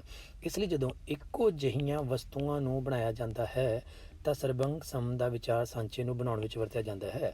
ਜੇ ਤੁਸੀਂ ਕੋਈ ਇੱਕੋ ਜਿਹੀਆਂ ਵਸਤੂਆਂ ਬਣਾਉਣਾ ਚਾਹੁੰਦੇ ਹੋ, ਮੰਨ ਲਓ ਕਿਸੇ ਕੋਲ ਮੋਬਾਈਲ ਹੈ ਨਾ, ਮੰਨ ਲਓ ਜਿਵੇਂ ਮੇਰੇ ਕੋਲ ਸੈਮਸੰਗ ਕਿਸੇ ਕੋਲ A7 ਆ ਜਾਂ J7 ਆ, ਕੋਈ ਵੀ ਹੈਗਾ, ਤਾਂ ਇਹਨਾਂ ਸਾਰਿਆਂ ਦਾ ਜਿਹੜੀ ਸ਼ੇਪ ਹੋਏਗੀ, ਜਿਹੜਾ ਸਾਈਜ਼ ਹੋਏਗਾ ਸੇਮ ਹੋਏਗਾ। ਤਾਂ ਦੈਟ ਮੀਨਸ ਜਿੰਨੇ ਵੀ A7 ਮਾਡਲ ਨੇ ਉਹ ਸਾਰੇ ਕੀ ਨੇ, ਸਰਬੰਗ ਸਮ ਨੇ, ਠੀਕ ਹੈ। LG ਵਾਲੇ TV ਆਪਣਾ ਮੰਨ ਲਓ ਕੋਈ 43 ਇੰਚ ਦਾ ਲਾਂਚ ਕਰਦੇ ਪਏ ਨੇ ਕੋਈ ਮਾਡਲ, ਉਹ ਸਾਰੇ ਹੀ ਉਸੇ ਮਾਡਲ ਦੇ ਨੰਬਰ, ਉਹਨਾਂ ਦੀ ਸਾਰਿਆਂ ਦੀ ਜਿਹੜੀ ਡਾਇਮੈਂਸ਼ਨ ਹੋਏਗੀ, ਜਿਹੜੀ ਡਾਇਮੈਂਸ਼ਨ ਹੈ ਮਤਲਬ ਉਹਨਾਂ ਦੀ ਸਾਈਜ਼ ਵੀ ਅਤੇ ਸ਼ੇਪ ਵੀ ਸੇਮ ਹੋਏਗੀ, ਠੀਕ ਹੈ। ਤਾਂ ਉਹ ਵੀ ਕੀ ਹੋਣਗੇ, ਸਰਬੰਗ ਸਮ ਹੋਣਗੇ। ਤਾਂ ਸਰਬੰਗ ਸਮ ਦਾ ਹੀ ਮਤਲਬ ਹੈ ਆਕਾਰ ਵੀ ਸੇਮ ਹੋ ਜਾਵੇ ਅਤੇ ਰੂਪ ਵੀ ਸੇਮ ਹੋ ਜਾਵੇ, ਠੀਕ ਹੈ ਜੀ। ਅਤੇ ਕਈ ਵਾਰੀ ਤੁਸੀਂ ਆਪਣੇ ਪੈਨ ਦਾ ਸਿੱਕਾ ਬਦਲਣ ਸਮੇਂ ਕਠਿਨਾਈ ਮਹਿਸੂਸ ਕਰਦੇ ਹੋ। ਅਜਿਹਾ ਇਸ ਲਈ ਹੁੰਦਾ ਕਿ ਨਵਾਂ ਸਿੱਕਾ ਪਹਿਲੇ ਵਾਲੇ ਸਿੱਕੇ ਦੇ ਆਕਾਰ ਦਾ ਨਹੀਂ ਹੁੰਦਾ, ਆਕਾਰ ਨਹੀਂ ਹੈਗਾ ਉਹਦੇ ਵਰਗਾ। ਸਪਸ਼ਟ ਹੈ ਕਿ ਜੇਕਰ ਦੋਵੇਂ ਸਿੱਕੇ ਇੱਕੋ ਜਿਹੇ ਜਾਂ ਸਰਬੰਗ ਸਮ ਹਨ ਤਾਂ ਹੀ ਨਵਾਂ ਸਿੱਕਾ ਪੈਨ ਵਿੱਚ ਪੂਰਾ ਆਵੇਗਾ। ਕਲੀਅਰ ਚੀਜ਼। ਇਸ ਤਰ੍ਹਾਂ ਤੁਸੀਂ ਰੋਜ਼ਾਨਾ ਜ਼ਿੰਦਗੀ ਵਿੱਚ ਵਸਤੂਆਂ ਦੀਆਂ ਸਰਬੰਗ ਸਮਤਾ ਦੀਆਂ ਕਈ ਉਦਾਹਰਨਾਂ ਲੱਭ ਸਕਦੇ ਹੋ। ਹੁਣ ਕਹਿੰਦਾ ਕੀ ਤੁਸੀਂ ਸਰਬੰਗ ਸਮ ਚਿੱਤਰਾਂ ਦੀਆਂ ਕੁਝ ਹੋਰ ਉਦਾਹਰਨਾਂ ਸੋਚ ਸਕਦੇ ਹੋ। ਹੁਣ ਹੇਠਾਂ ਦਿੱਤੇ ਚਿੱਤਰਾਂ ਵਿੱਚੋਂ ਕਿਹੜੇ ਵਰਗ ਦੇ ਸਰਬੰਗ ਸਮ ਨਹੀਂ ਹਨ। ਸਪਸ਼ਟ ਹੈ ਕਿ ਚਿੱਤਰ 7.3 ਦੇ ਵਿੱਚ ਦੂਸਰਾ ਅਤੇ ਤੀਸਰਾ ਵਿੱਚ ਵੱਡੇ ਵਰਗ ਚਿੱਤਰ 7.3 1 ਦੇ ਵਰਗ ਸਰਬੰਗ ਸਮ ਨਹੀਂ ਹਨ, ਪਰੰਤੂ ਚਿੱਤਰ 7.3 4 ਦਾ ਵਰਗ ਚਿੱਤਰ 7.3 1 ਦੇ ਵਰਗ ਦੇ ਸਰਬੰਗ ਸਮ ਹੈ, ਠੀਕ ਹੈ ਜੀ। ਇਹਦਾ ਸਾਈਜ਼ ਇਹਦੇ ਸਾਈਜ਼ ਦੇ ਬਰਾਬਰ ਹੈ। ਇਹ ਤਾਂ ਦੋਨੋਂ ਸਰਬੰਗ ਸਮ ਨੇ, ਹੈ ਨਾ, ਪਰ ਆਹ ਦੋਨੋਂ ਆਪਸ ਵਿੱਚ ਸਰਬੰਗ ਸਮ ਨਹੀਂ ਹੈਗੇ, ਕਿਉਂਕਿ ਆਹ ਦੋਨੋਂ ਆਪਸ ਸਰਬੰਗ ਸਮ ਨਹੀਂ ਹੈਗੇ, ਇਹ ਵੀ ਦੋਨੋਂ ਆਪਸ ਸਰਬੰਗ ਸਮ ਨਹੀਂ ਹੈਗੇ। ਪਰ ਆਹ ਪਹਿਲਾ ਦੂਜੇ ਨਾਲ ਸਰਬੰਗ ਸਮ ਨਹੀਂ ਹੈ, ਪਹਿਲਾ ਤੀਜੇ ਨਾਲ ਸਰਬੰਗ ਸਮ ਨਹੀਂ ਹੈ, ਪਰ ਪਹਿਲਾ ਚੌਥੇ ਦੇ ਨਾਲ ਸਰਬੰਗ ਸਮ ਹੈ। ਇਹਦੀ ਦੂਜਾ ਪਹਿਲੇ ਨਾਲ ਸਰਬੰਗ ਸਮ ਨਹੀਂ ਹੈ, ਦੂਜਾ ਤੀਜੇ ਨਾਲ ਵੀ ਨਹੀਂ ਹੈ ਅਤੇ ਦੂਜਾ ਚੌਥੇ ਦੇ ਨਾਲ ਵੀ ਨਹੀਂ ਹੈ। ਅਤੇ ਜਿਹੜਾ ਤੀਜਾ ਪਹਿਲੇ ਨਾਲ ਸਰਬੰਗ ਸਮ ਨਹੀਂ ਹੈ, ਤੀਜਾ ਦੂਜੇ ਦੇ ਨਾਲ ਵੀ ਸਰਬੰਗ ਸਮ ਨਹੀਂ ਹੈ ਅਤੇ ਤੀਜਾ ਚੌਥੇ ਨਾਲ ਸਰਬੰਗ ਸਮ ਵੀ ਨਹੀਂ ਹੈ। ਤਾਂ ਕਿਹੜੀ ਫਿਗਰ ਹੈ ਜਿਹੜੀ ਸਰਬੰਗ ਸਮ ਹੈ ਇਹਨਾਂ ਦੇ ਵਿੱਚੋਂ? ਜਿਹੜੇ ਪਹਿਲੀ ਆਇਤ ਹੈ, ਜਿਹੜਾ ਪਹਿਲਾ ਵਰਗ ਹੈ ਸਾਡੇ ਕੋਲ, ਜਿਹੜਾ ਪਹਿਲਾ ਵਰਗ ਹੈ ਉਹ ਕਿਹਦੇ ਨਾਲ, ਚੌਥੇ ਨਾਲ ਸਰਬੰਗ ਸਮ ਹੈ। ਕਿਉਂਕਿ ਇਹਨਾਂ ਦਾ ਆਕਾਰ ਅਤੇ ਇਹਨਾਂ ਦੀ ਸ਼ੇਪ ਅਤੇ ਇਹਨਾਂ ਦਾ ਸਾਈਜ਼ ਕੀ ਆਪਸ 'ਚ ਸੇਮ ਹੈ। ਕਲੀਅਰ ਚੀਜ਼। ਆਓ ਹੁਣ ਅਸੀਂ ਦੋ ਤ੍ਰਿਭੁਜਾਂ ਦੀਆਂ ਸਰਬੰਗ ਸਮਤਾ ਬਾਰੇ ਵਿਚਾਰ ਕਰੀਏ। ਹੁਣ ਤ੍ਰਿਭੁਜਾਂ ਦੇ ਬਾਰੇ ਸਮਝਦੇ ਹਾਂ। ਸਰਬੰਗ ਸਮਤਾ ਸਾਨੂੰ ਸਮਝ ਆ ਗਈ, ਹੁਣ ਤ੍ਰਿਭੁਜਾਂ ਦੀ ਸਰਬੰਗ ਸਮਤਾ ਸਮਝਦੇ ਹਾਂ। ਤੁਸੀਂ ਪਹਿਲਾਂ ਹੀ ਜਾਣਦੇ ਹੋ ਕਿ ਦੋ ਤ੍ਰਿਕੋਣਾਂ ਸਰਬੰਗ ਸਮ ਹੁੰਦੀਆਂ ਹਨ, ਠੀਕ ਹੈ। ਹੁਣ ਦੇਖੋ ਇੱਥੇ ਤਿਕੋਣਾ ਬੋਲਿਆ ਹੈ, ਦੋ ਤਿਕੋਣਾ ਤ੍ਰਿਭੁਜਾਂ। ਜਦੋਂ ਅਸੀਂ ਕੋਣਾਂ ਨੂੰ ਦੇਖ ਕੇ ਗੱਲ ਕਰਦੇ ਹਾਂ ਤਾਂ ਅਸੀਂ ਤ੍ਰਿਕੋਣ ਬੋਲ ਦਿੰਦੇ ਹਾਂ, ਠੀਕ ਹੈ। ਆ ਤਿਕੋਣ ਵੀ ਇਹੀ ਚੀਜ਼ ਹੈ ਅਤੇ ਤ੍ਰਿਭੁਜ ਵੀ ਇਹੀ ਚੀਜ਼ ਹੈ। ਜਦੋਂ ਅਸੀਂ ਉਹਦੀ ਭੁਜਾਵਾਂ ਦੀ ਗੱਲ ਕਰਦੇ ਹਾਂ ਤਾਂ ਤ੍ਰਿਭੁਜ ਬੋਲ ਦਿੰਦੇ ਹਾਂ। ਜਦੋਂ ਉਹਨਾਂ ਦੇ ਐਂਗਲ ਦੀ ਗੱਲ ਕਰਦੇ ਹਾਂ ਤਾਂ ਤਿਕੋਣ ਬੋਲ ਦਿੰਦੇ ਹਾਂ ਵੀ ਤਿਕੋਣਾ ਹੈ। ਜਿਹਦੇ ਤਿੰਨ ਕੋਨੇ ਨੇ ਉਹ ਕੀ ਆ, ਤਿਕੋਣਾ, ਠੀਕ ਹੈ। ਤਾਂ ਜਿਹਦੇ ਵਿੱਚ ਤਿੰਨ ਕੋਣ ਬਣਦੇ ਪਏ ਆ ਉਹ ਕੀ ਹੈ, ਐਂਗਲ ਮਤਲਬ ਬਣਦੇ ਪਏ ਆ। ਜੇਕਰ ਇੱਕ ਤ੍ਰਿਭੁਜ ਦੀਆਂ ਭੁਜਾਵਾਂ ਅਤੇ ਕੋਣ ਦੂਸਰੀ ਤ੍ਰਿਭੁਜ ਦੀਆਂ ਸੰਗਤ ਭੁਜਾਵਾਂ ਅਤੇ ਕੋਣਾਂ ਦੇ ਬਰਾਬਰ ਹੋਣ। ਆਹ ਵਰਡ ਬਹੁਤ ਇੰਪੋਰਟੈਂਟ ਹੈ, ਸੰਗਤ। ਇਹ ਸੰਗਤ ਨੂੰ ਹੀ ਵਰਡ ਨੂੰ ਸਮਝਣਾ ਜ਼ਰੂਰੀ ਹੈ। ਇਹ ਸੰਗਤ ਵਰਡ ਜਿਹੜਾ ਨਾ ਕੋਰਸਪੋਂਡਿੰਗ ਇੰਗਲਿਸ਼ 'ਚ ਬੋਲਦੇ ਹਾਂ, ਇਹ ਕੋਰਸਪੋਂਡਿੰਗ ਸ਼ਬਦ ਦੇ ਉੱਤੇ ਹੀ ਇਹ ਸਾਰੀ ਸਰਬੰਗ ਸਮਤਾ ਖੜੀ ਹੈ। ਜੇ ਸੰਗਤ ਵਰਡ ਨੂੰ ਤੁਸੀਂ ਨਹੀਂ ਸਮਝਿਆ ਤੇ ਸੰਗਤ ਨੂੰ ਨਹੀਂ ਸਮਝਿਆ, ਸੰਗਤ ਕਿੱਦਾਂ ਦੇਖਣਾ ਹੈ, ਤਾਂ ਤੁਹਾਨੂੰ ਇਹਨੂੰ ਚੈਪਟਰ ਨੂੰ ਸਮਝਣ 'ਚ ਪ੍ਰੋਬਲਮ ਆਏਗੀ। ਠੀਕ ਹੈ, ਤਾਂ ਸੰਗਤ ਨੂੰ ਪਹਿਲਾਂ ਸਮਝਦੇ ਕਿਵੇਂ ਚੀਜ਼ ਹੈਗੀ ਹੈ ਇਹ। ਉਹਨੇ ਕੰਡੀਸ਼ਨ ਦਿੱਤੀ ਹੈ, ਕਹਿੰਦਾ ਕਿ ਤੁਸੀਂ ਪਹਿਲਾਂ ਹੀ ਜਾਣਦੇ ਹੋ ਦੋ ਤ੍ਰਿਕੋਣਾਂ ਸਰਬੰਗ ਸਮ ਹੁੰਦੀਆਂ ਹਨ ਜੇਕਰ ਇੱਕ ਤ੍ਰਿਭੁਜ ਦੀਆਂ ਭੁਜਾਵਾਂ ਅਤੇ ਕੋਣ ਦੂਸਰੇ ਤ੍ਰਿਭੁਜ ਦੀਆਂ ਸੰਗਤ ਭੁਜਾਵਾਂ ਅਤੇ ਕੋਣਾਂ ਦੇ ਬਰਾਬਰ ਹੋਣ ਤਾਂ ਸੰਗਤ ਭੁਜਾਵਾਂ ਵੀ ਹੋਣਗੀਆਂ ਤੇ ਸੰਗਤ ਕੋਣ ਵੀ ਹੋਣਗੇ। ਠੀਕ ਹੈ ਜੀ, ਤਾਂ ਸੰਗਤ ਕੌਣ ਨੇ, ਤਾਂ ਸੰਗਤ ਭੁਜਾਵਾਂ ਦੇਖਣੀਆਂ ਨੇ ਤੇ ਸੰਗਤ ਅਸੀਂ ਕੋਣ ਦੇਖਣੇ ਆ। ਪਹਿਲਾਂ ਮੇਰੇ ਕੋਲ ਏ ਬੀ ਸਾਈਡ, ਇਹਦੀ ਬੀ ਸੀ ਸਾਈਡ, ਤਾਂ ਇਹਦੀ ਕੀ ਆ ਏ ਸੀ ਸਾਈਡ। ਹੁਣ ਦੇਖੋ ਏ ਬੀ ਮੈਨੂੰ ਕਿੰਨੀ ਗਿਵਨ ਹੈ 4.5 ਤੇ ਇਹ 'ਚ ਕਿਊ ਪੀ ਕਿੰਨੀ ਗਿਵਨ ਹੈ 4.5। ਕਲੀਅਰ ਚੀਜ਼, ਦੈਟ ਮੀਨਸ ਏ ਬੀ ਹੈ ਜਿਹੜੀ ਉਹ ਕਿਹਦੇ ਬਰਾਬਰ ਹੋਗੀ ਕਿਊ ਪੀ ਦੇ। ਦੂਜੀ ਗੱਲ ਬੀ ਸੀ ਮੈਨੂੰ ਕਿੰਨੀ ਗਿਵਨ ਹੈ 5 ਸੈਂਟੀਮੀਟਰ ਤੇ ਇਹਦੇ 'ਚ ਆਰ ਕਿਊ ਕਿੰਨੀ ਗਿਵਨ ਹੈ ਇਹ ਵੀ 5 ਸੈਂਟੀਮੀਟਰ। ਤਾਂ ਜਿਹੜੀ ਆਰ ਹੁਣ ਇਹਦੇ 'ਚ ਕੀ ਹੈ ਏ ਸੀ, ਜਿਹੜੀ ਏ ਸੀ ਗਿਵਨ ਹੈ ਉਹ ਕਿੰਨੀ ਹੈ 4 ਸੈਂਟੀਮੀਟਰ ਤੇ ਜਿਹੜੀ ਆਰ ਪੀ ਹੈ ਉਹ ਵੀ ਕਿੰਨੀ ਹੈ 4 ਸੈਂਟੀਮੀਟਰ। ਤਾਂ ਜਿਹੜੀ ਤੁਸੀਂ ਆਹ ਕੰਬੀਨੇਸ਼ਨ ਜੇ ਦੇਖਦੇ ਹੋ ਤਾਂ ਇਹਦੇ ਤੁਹਾਨੂੰ ਦੇਖਣ ਨੂੰ ਮਿਲੇਗਾ ਏ ਬੀ ਦੇ ਸੰਗਤ ਕੌਣ ਹੈ ਪੀ ਕਿਊ, ਏ ਬੀ ਦੇ ਸੰਗਤ ਕੌਣ ਹੈ ਪੀ ਕਿਊ ਭੁਜਾ, ਬੀ ਸੀ ਦੇ ਸੰਗਤ ਕੌਣ ਹੈ ਆਰ ਕਿਊ ਭੁਜਾ ਤੇ ਏ ਸੀ ਦੇ ਸੰਗਤ ਕੌਣ ਹੈ ਆਰ ਪੀ ਭੁਜਾ। ਠੀਕ ਹੈ ਜੀ, ਤਾਂ ਸੰਗਤ ਚੀਜ਼ਾਂ ਨੂੰ ਹੀ ਕੰਪੇਅਰ ਕਰਕੇ ਅਸੀਂ ਸਰਬੰਗ ਸਮਤਾ ਦਾ ਪਤਾ ਲਗਾਵਾਂਗੇ। ਕੋਣ, ਜੇ ਕੋਣ ਦੇਖਣੇ ਆ, ਹੁਣ ਦੇਖੋ ਜਦੋਂ ਕੋਣ ਦੇਖਾਂਗੇ ਤਾਂ ਫਿਰ ਕੋਣ ਦੀ ਗੱਲ ਹੋ ਜਾਏਗੀ। ਤਾਂ ਜਦੋਂ ਆਪਾਂ ਏ ਬੀ ਦੇਖਿਆ ਸੀ ਤਾਂ ਸਾਡੇ ਕੋਲ ਆਹ ਸਾਈਡ ਬਣੀ ਸੀਗੀ ਕਿਊ ਪੀ। ਠੀਕ ਹੈ, ਤੇ ਜਦੋਂ ਅਸੀਂ ਏ ਸੀ ਦੇਖਿਆ ਸੀ ਤਾਂ ਸਾਡੇ ਕੋਲ ਕੀ ਬਣੀ ਸੀਗੀ ਪੀ ਆਰ। ਇੱਕ ਵਾਰੀ ਹੁਣ ਕੋਣ ਐਂਗਲਸ ਨੂੰ ਵੀ ਦੇਖ ਲੈਂਦੇ ਆ, ਸੰਗਤ ਕੋਣ ਕਿਹੜੇ ਹੋਣਗੇ, ਸੰਗਤ ਕੋਣ ਨੂੰ ਵੀ ਇੱਕ ਵਾਰੀ ਦੇਖ ਲੈਂਦੇ ਆ ਸੰਗਤ ਕੋਣ ਕਿੱਦਾਂ ਹੋਣਗੇ। ਏ ਬੀ ਸਾਈਡ ਪੀ ਕਿਊ ਪੀ ਦੇ ਬਰਾਬਰ, ਏ ਸੀ ਸਾਈਡ ਪੀ ਆਰ ਦੇ ਬਰਾਬਰ। ਆਹ ਦੋਨਾਂ ਸਾਈਡਾਂ ਦੇ ਵਿਚਕਾਰ ਤੇ ਆਹ ਦੋਨੋਂ ਸਾਈਡਾਂ ਦੇ ਵਿਚਕਾਰ ਇੱਥੇ ਐਂਗਲ ਕੀ ਬਣਦਾ ਪਿਆ ਪੀ, ਇੱਥੇ ਐਂਗਲ ਕੀ ਬਣਦਾ ਪਿਆ ਏ। ਇਸ ਕਰਕੇ ਐਂਗਲ ਏ ਐਂਗਲ ਪੀ ਦੇ ਕੀ ਹੈ ਸੰਗਤ ਹੈ। ਹੁਣ ਇੱਥੇ ਏ ਬੀ ਕਿੰਨੀ ਹੈ 4.5 ਮਤਲਬ ਕਿਊ ਪੀ ਕਿੰਨੀ ਹੈ 4.5, ਬੀ ਸੀ ਕਿੰਨੀ ਹੈ 5 ਮਤਲਬ ਆਰ ਪੀ ਕਿੰਨੀ ਹੈ 5। ਤਾਂ ਇੱਦਾਂ ਹੀ ਏ ਬੀ ਅਤੇ ਬੀ ਸੀ ਦੇ ਵਿਚਕਾਰ ਜਿਹੜਾ ਐਂਗਲ ਬਣਦਾ ਪਿਆ ਹੈ ਅਤੇ ਕਿਊ ਤੁਹਾਡੇ ਕੋਲ ਕਿਹੜਾ ਹੈ ਆਰ ਕਿਊ ਅਤੇ ਕਿਊ ਪੀ ਦੇ ਵਿਚਕਾਰ ਜਿਹੜਾ ਐਂਗਲ ਬਣਦਾ ਪਿਆ, ਇਹ ਦੋਨੋਂ ਕੋਣ ਆਪਸ 'ਚ ਕੀ ਹੋਣਗੇ ਸੰਗਤ। ਇੱਦਾਂ ਹੀ ਆਹ ਕੋਣ ਦੋਨੋਂ ਆਪਸ 'ਚ ਕੀ ਹੋਣਗੇ ਸੰਗਤ। ਅਤੇ ਆਖਰੀ ਕੋਣ ਕਿਹੜਾ ਬਚ ਗਿਆ ਸੀ, ਜਿਹੜਾ ਸੀ ਕੋਣ ਆ ਉਹ ਕਿਹਦੇ ਆ ਆਰ ਦੇ ਸੰਗਤ ਹੋ ਗਿਆ। ਠੀਕ ਹੈ ਜੀ, ਤਾਂ ਜਿਹੜਾ ਐਂਗਲ ਬੀ ਆ ਉਹ ਐਂਗਲ ਕਿਊ ਦੇ ਸੰਗਤ ਅਤੇ ਜਿਹੜਾ ਐਂਗਲ ਤੁਹਾਡੇ ਕੋਲ ਸੀ ਹੈ ਉਹ ਐਂਗਲ ਆਰ ਦੇ ਸੰਗਤ। ਠੀਕ ਹੈ ਜੀ, ਇਹ ਸੰਗਤ ਦਾ ਵਰਡ ਬਹੁਤ ਇੰਪੋਰਟੈਂਟ ਆ। ਕੋਰਸਪੋਂਡਿੰਗ ਬੋਲਦੇ ਨੂੰ ਕੋਰਸਪੋਂਡਿੰਗ ਐਂਗਲ ਬਾਅਦ 'ਚ ਆਪਾਂ ਸੀ ਪੀ ਸੀ ਟੀ ਵੀ ਲਗਾਵਾਂਗੇ। ਠੀਕ ਹੈ ਜੀ, ਇਹ ਵਰਡ ਵੀ ਤੁਹਾਨੂੰ ਬਾਅਦ 'ਚ ਸੁਣਨ ਨੂੰ ਮਿਲੂਗਾ, ਇਹ ਵੀ ਬਹੁਤ ਇੰਪੋਰਟੈਂਟ ਵਰਡ ਹੈ। ਇੰਨੀ ਕੁ ਚੀਜ਼ ਤੁਹਾਨੂੰ ਇੱਥੇ ਤੱਕ ਸਮਝ ਆਉਣੀ ਚਾਹੀਦੀ ਹੈ ਵੀ ਸਰਬੰਗ ਸਮਤਾ ਅਸੀਂ ਦੇਖਦੇ ਕੀ ਪਏ ਹਾਂ ਅਤੇ ਕਰਦੇ ਕੀ ਪਏ ਹਾਂ ਤ੍ਰਿਭੁਜਾਂ ਦੇ ਵਿੱਚ। ਤਾਂ ਪਹਿਲਾਂ ਤਾਂ ਜਦੋਂ ਵੀ ਟਰਾਇੰਗਲ ਜੋ ਤ੍ਰਿਭੁਜਾਂ ਕੰਪੇਅਰ ਕਰਨੀਆਂ ਨੇ, ਠੀਕ ਹੈ, ਤਾਂ ਕਿੱਦਾਂ ਕੰਪੇਅਰ ਕਰਨੀਆਂ ਨੇ ਸੰਗਤ ਭੁਜਾ ਅਤੇ ਸੰਗਤ ਕੋਣ ਦੇ ਨਾਲ। ਹੁਣ ਕਹਿੰਦਾ ਇਹਦੇ 'ਚ ਪੁੱਛਦਾ ਪੈਂਦਾ ਹੁਣ ਹੇਠਾਂ ਦਿੱਤੇ ਤ੍ਰਿਭੁਜਾਂ ਵਿੱਚੋਂ ਕਿਹੜੀਆਂ ਚਿੱਤਰ 4.1 ਵਾਲੀ ਤ੍ਰਿਭੁਜ ਏ ਬੀ ਸੀ ਦੇ ਸਰਬੰਗ ਸਮ ਹਨ। ਮਤਲਬ ਏ ਬੀ ਸੀ ਦੇ ਕਿਹੜੇ ਕਿਹੜੇ ਸਰਬੰਗ ਸਮ ਨੇ। ਇਹਦੇ 'ਚ ਇੱਕ 4.5 ਹੈ, ਇੱਕ 4 ਅਤੇ 5 ਹੈ। ਇਹ 'ਚ 4.5 ਹੈ, 4 ਅਤੇ 5 ਹੈ, ਹੋ ਸਕਦੀ ਹੈ। ਇਹ 4.5 ਹੈ, 4 ਅਤੇ 5 ਹੈ, ਇਹ ਵੀ ਹੋ ਸਕਦੀ ਹੈ। 4.5 ਹੈ, 4 ਅਤੇ 5 ਹੈ, ਇਹ ਵੀ ਹੋ ਸਕਦੀ ਹੈ। ਇਹ 'ਚ 5 ਹੈ ਅਤੇ 5 ਹੈ ਅਤੇ 5 ਹੈ, ਤਾਂ ਇਹਦੀਆਂ ਮਤਲਬ ਸਾਈਡਾਂ ਬਦਲ ਗਈਆਂ। ਦੇਖੋ ਉਹਨੇ ਕਿਹਾ ਸੀ ਨਾ ਆਕਾਰ ਸੇਮ ਹੋਣੇ ਚਾਹੀਦੇ, ਆਕਾਰ ਤਾਂ ਹੀ ਸੇਮ ਹੋਣਗੇ ਜੇ ਤਿੰਨੋਂ ਭੁਜਾਵਾਂ ਸੇਮ ਹੋਣਗੀਆਂ। ਇਹ 'ਚ ਦੋ ਭੁਜਾਵਾਂ ਤਾਂ ਸੇਮ ਨੇ, ਇੱਕ 'ਚ 4.5 ਠੀਕ ਹੈ, ਮਤਲਬ ਇੱਕ ਭੁਜਾ ਹੀ ਸੇਮ ਆ। ਇਹ 'ਚ 5 ਹੈ, ਇਹ 'ਚ 5 ਹੈ, ਪਰ ਇੱਕ 4.5 ਅਤੇ 4 ਤਾਂ ਹੈ ਨਹੀਂ ਇਹਦੇ ਵਿੱਚ। ਇਸ ਕਰਕੇ ਇਹ ਭੁਜਾ ਸੰਗਤ ਮਤਲਬ ਜਿਹੜੀ ਤ੍ਰਿਭੁਜਾ ਸੰਗਤ ਹੀ ਨਹੀਂ ਹੋਏਗੀ। ਪਹਿਲੀ ਗੱਲ ਤਾਂ ਸਾਰੀਆਂ ਸਾਈਡਾਂ ਹੀ ਸੇਮ ਹੋਣੀਆਂ ਚਾਹੀਦੀਆਂ ਨੇ, ਫਿਰ ਉਹਨਾਂ ਦੇ ਕੀ ਨੇ ਕੋਣ ਵੀ ਸੇਮ ਹੋਣੇ ਚਾਹੀਦੇ ਨੇ, ਉਹਨਾਂ ਦੇ ਐਂਗਲ ਵੀ ਸੇਮ ਹੋਣੇ ਚਾਹੀਦੇ ਨੇ। ਹੁਣ ਇੱਥੋਂ ਕੁਐਸਚਨ ਇਹ ਉੱਠਦਾ ਹੈ ਕਿ ਸਰ ਅਸੀਂ ਹਰ ਵਾਰੀ ਮਤਲਬ ਤਿੰਨੋਂ ਸਾਈਡ ਅਤੇ ਤਿੰਨੋਂ ਐਂਗਲ ਕੰਪੇਅਰ ਕਰਕੇ ਦੇਖਣੇ ਪੈਣੇ ਆ ਸਾਨੂੰ। ਤਿੰਨੋਂ ਕੋਣ, ਤਿੰਨ ਸਾਈਡਾਂ ਤ੍ਰਿਭੁਜ ਦੀਆਂ ਹਰ ਵਾਰੀ ਤਿੰਨ ਸਾਈਡਾਂ ਅਤੇ ਤਿੰਨੋਂ ਕੋਣ ਕੰਪੇਅਰ ਕਰਕੇ ਦੇਖਾਂਗੇ ਸੰਗਤ ਦੇ ਨਾਲ। ਮਤਲਬ ਜਿਵੇਂ ਇਹਦੇ 'ਚ ਅਸੀਂ ਕੀਤਾ ਸੀ ਏ ਬੀ ਕਿਊ ਪੀ ਦੇ ਬਰਾਬਰ, ਅਤੇ ਫਿਰ ਅਸੀਂ ਕੀਤਾ ਸੀਗਾ ਬੀ ਸੀ ਆਰ ਕਿਊ ਦੇ ਬਰਾਬਰ, ਫਿਰ ਅਸੀਂ ਕੀਤਾ ਸੀਗਾ ਏ ਸੀ ਆਰ ਪੀ ਦੇ ਬਰਾਬਰ, ਫਿਰ ਐਂਗਲ ਏ ਕੀਤਾ ਸੀਗਾ ਐਂਗਲ ਪੀ ਦੇ ਬਰਾਬਰ, ਐਂਗਲ ਬੀ ਕੀਤਾ ਸੀਗਾ ਐਂਗਲ ਕਿਊ ਦੇ ਬਰਾਬਰ, ਫਿਰ ਐਂਗਲ ਸੀ ਕੀਤਾ ਸੀ ਐਂਗਲ ਆਰ ਦੇ ਬਰਾਬਰ। ਕੀ ਸਾਨੂੰ ਇਹ ਸਾਰੇ ਦੇ ਸਾਰੇ 6 ਦੇ 6 ਕੰਬੀਨੇਸ਼ਨ ਚੈੱਕ ਕਰਕੇ ਦੇਖਣੇ ਪੈਣੇ ਆ ਹਰ ਵਾਰੀ? ਨਹੀਂ ਕਰਕੇ ਦੇਖਣੇ ਪੈਣੇ। ਅਸੀਂ ਇਹੀ ਚੀਜ਼ ਦੇਖਣੀ ਆ ਵੀ ਕੀ ਸਾਡਾ ਕੰਮ ਹੋਰ ਸੌਖਾ ਹੋ ਸਕਦਾ ਹੈ। ਸਾਨੂੰ ਹੁਣ ਤਾਂ ਅਸੀਂ 6 ਦੇ 6 ਕੰਪੇਅਰ ਕਰਕੇ ਦੇਖਦੇ ਪਏ ਨਾ, ਇੱਥੇ ਕੋਈ ਸਮ ਨਹੀਂ ਕਰਦੇ ਪਏ, ਫਿਰ ਅਸੀਂ 6 ਦੇ 6 ਕੰਪੇਅਰ ਕਰਕੇ ਦੇਖਣ ਦੀ ਲੋੜ ਹੀ ਨਹੀਂ ਪੈਣੀ। ਇਹੀ ਅਸੀਂ ਚੈਪਟਰ 'ਚ ਪੜ੍ਹਨਾ ਹੈ ਵੀ ਕਿਹੜੇ ਕਿਹੜੇ ਤਰੀਕੇ ਨੇ, ਕਿਹੜੇ ਕਿਹੜੇ ਤਰੀਕਿਆਂ ਦੇ ਨਾਲ ਅਸੀਂ ਜਿਹੜੀ ਇਹਦੀ ਸਰਬੰਗ ਸਮਤਾ ਹੈ ਆਸਾਨੀ ਦੇ ਨਾਲ ਤੇ ਜਲਦੀ ਤੋਂ ਜਲਦੀ ਤੇ ਘੱਟ ਤੋਂ ਘੱਟ ਕੰਪੇਅਰ ਕਰਕੇ ਪਤਾ ਕਰ ਸਕਦੇ ਹਾਂ। ਕਲੀਅਰ ਚੀਜ਼ ਇੱਥੇ ਤੱਕ। ਹੁਣ ਉਹ ਕਹਿੰਦਾ ਕਿ ਚਿੱਤਰ 7.42 ਤੋਂ ਲੈ ਕੇ ਚਿੱਤਰ 7.5 ਤੱਕ ਹਰੇਕ ਤ੍ਰਿਭੁਜ ਨੂੰ ਕੱਟ ਲਵੋ, ਹੈ ਨਾ, ਉਹਨਾਂ ਨੂੰ ਕੱਟੋ ਤੇ ਟ੍ਰਾਇੰਗਲ ABC ਨੂੰ ਇਹ ਨਾਲ ਢਕਣ ਦੀ ਕੋਸ਼ਿਸ਼ ਕਰੋ। ਢਕਣ ਦੀ ਕੋਸ਼ਿਸ਼ ਕਰਾਂਗੇ ਤੁਸੀਂ ਵੇਖੋਗੇ ਚਿੱਤਰ 7.42 3 ਅਤੇ 4 ਟ੍ਰਾਇੰਗਲ ABC ਦੇ ਸਰਬੰਗ ਸਮ ਹਨ, ਜਦੋਂ ਕਿ ਚਿੱਤਰ 5 ਵਿੱਚ ਟ੍ਰਾਇੰਗਲ TSU ABC ਦੇ ਸਰਬੰਗ ਸਮ ਨਹੀਂ ਆ। ਉਹ ਆਪਾਂ ਉੱਦਾਂ ਵੀ ਕੱਟੇ ਬਗੈਰ ਹੀ ਆਪਾਂ ਦੇਖ ਲਿਆ ਸੀਗਾ। ਇਹਦੇ ਵਿੱਚ ਸਾਨੂੰ ਕੱਟਣ ਦੀ ਵੀ ਲੋੜ ਨਹੀਂ ਪਈ ਸੀਗੀ।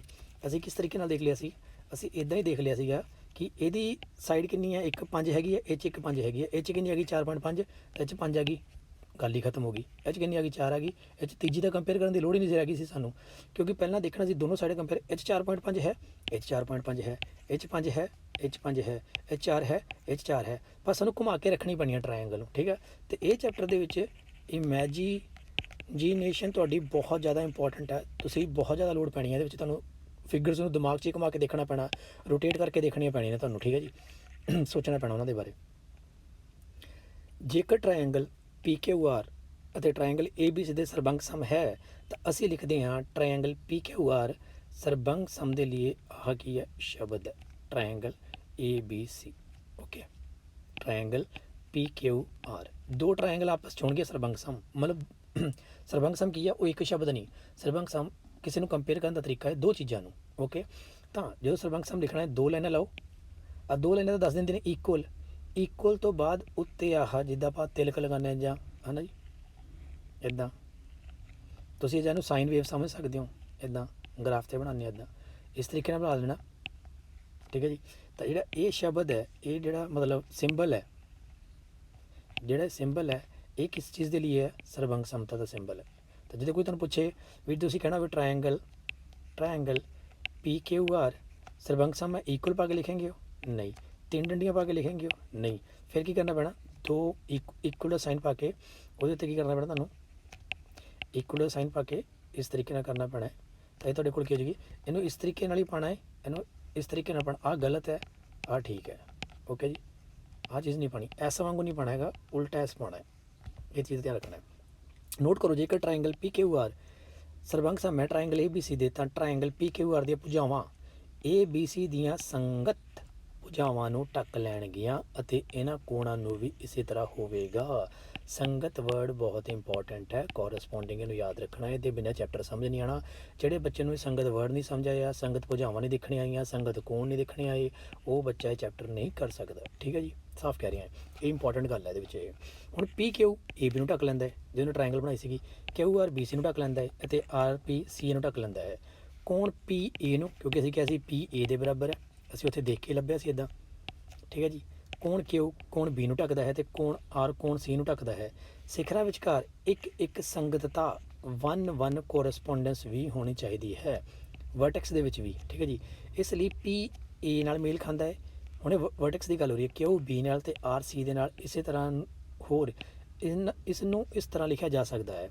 ਹੁਣ ਸਿਖਰਾਂ ਨੂੰ ਇੱਦਾਂ ਲਿਖਿਆ ਜਾ ਸਕਦਾ ਹੈ, ਆਹ 2 ਐਰੋ ਪਾ ਕੇ ਇੱਦਾਂ ਦੋਨੋਂ ਪਾਸੇ P A ਦੇ ਨਾਲ, Q B ਅਤੇ R C ਦੇ ਨਾਲ, ਠੀਕ ਹੈ। 1-1 ਕੋਰਸਪੋਂਡੈਂਸ, ਇੱਕ ਸੰਗਤਤਾ।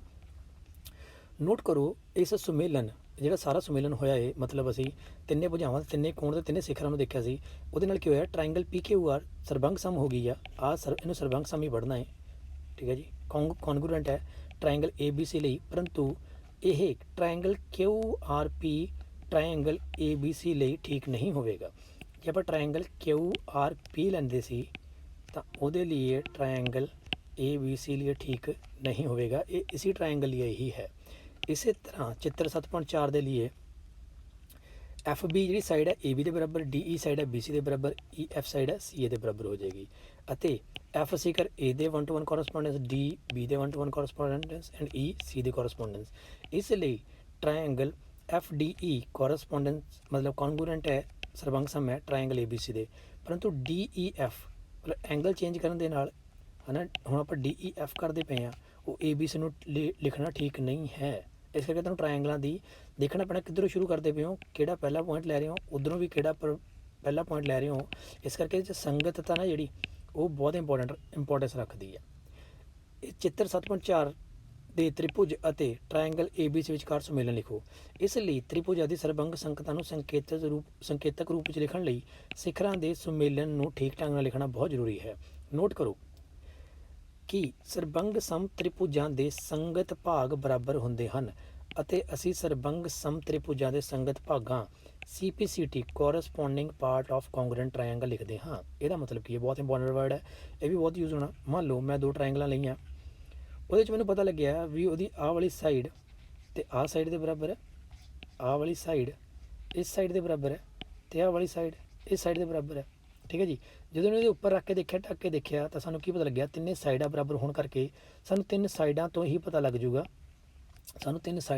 ਜੂਗਾ ਵੀ ਇਹ ਕੀ ਹੈ ਟਰਾਇੰਗਲ। ਮਤਲਬ ABCPQR ਦੇ ਕੀ ਹੋ ਗਈ ਹੈ, ਸਰਬੰਗ ਸਮ ਹੋ ਗਈ ਹੈ।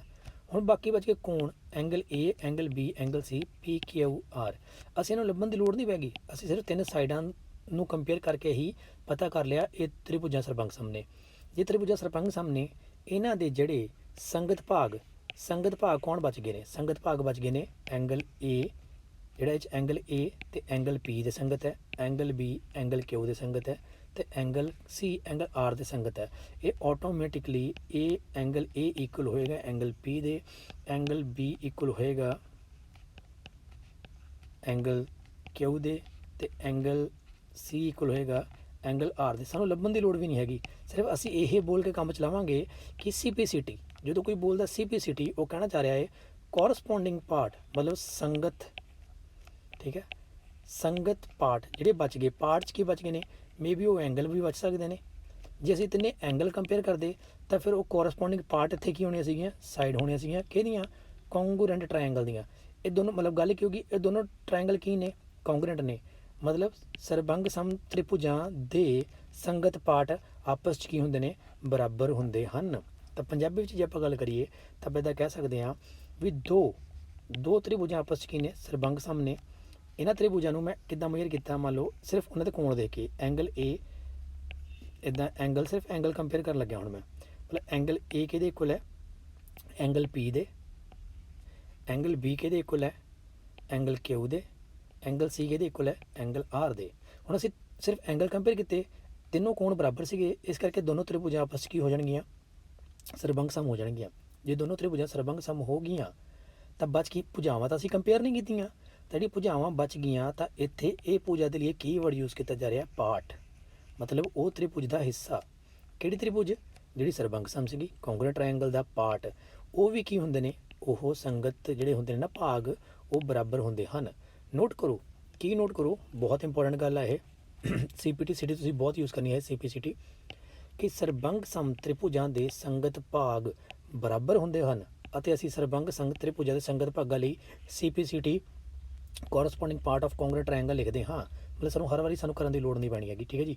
ਰਹੀ ਦੂਜੀ ਗੱਲ, ਅਸੀਂ ਇਹ 6 ਦੀਆਂ 6 ਚੀਜ਼ਾਂ ਕੰਪੇਅਰ ਨਹੀਂ ਕਰਨੀਆਂ, ਅਸੀਂ ਇਹੀ ਚੀਜ਼ ਦੇਖਣੀ ਆ ਵੀ ਕਿਹੜੇ ਤਰੀਕਿਆਂ ਦੇ ਨਾਲ, ਕਿਹੜੇ ਤਰੀਕੇ ਨੇ ਸਾਡੇ ਕੋਲ ਜਿਹਦੇ ਨਾਲ ਅਸੀਂ ਘੱਟ ਤੋਂ ਘੱਟ ਤਰੀਕਿਆਂ ਦੇ ਵਿੱਚ ਕੀ ਕਰ ਸਕਦੇ ਹਾਂ, ਅਸੀਂ ਪਤਾ ਲਗਾ ਲਾਂਗੇ ਕਿ ਅਸੀਂ ਜਲਦੀ ਟਰਾਇੰਗਲਾਂ ਜਿਹੜੇ ਤ੍ਰਿਭੁਜਾਂ ਨੇ ਉਹਨਾਂ ਦੀ ਸਰਬੰਗ ਸਮਤਾ ਨੂੰ ਪਤਾ ਕਰ ਲਾਂਗੇ। ਉਹਨਾਂ ਦੇ ਲਈ ਅਸੀਂ ਮਾਪਦੰਡ ਅੱਗੇ ਵੀਡੀਓ ਲੈਕਚਰ ਵਿੱਚ ਪੜਾਂਗੇ। ਇਹ ਵੀਡੀਓ ਲੈਕਚਰ ਦੇਖਣ ਲਈ ਤੁਹਾਡਾ ਬਹੁਤ ਬਹੁਤ ਧੰਨਵਾਦ। Thank you so much.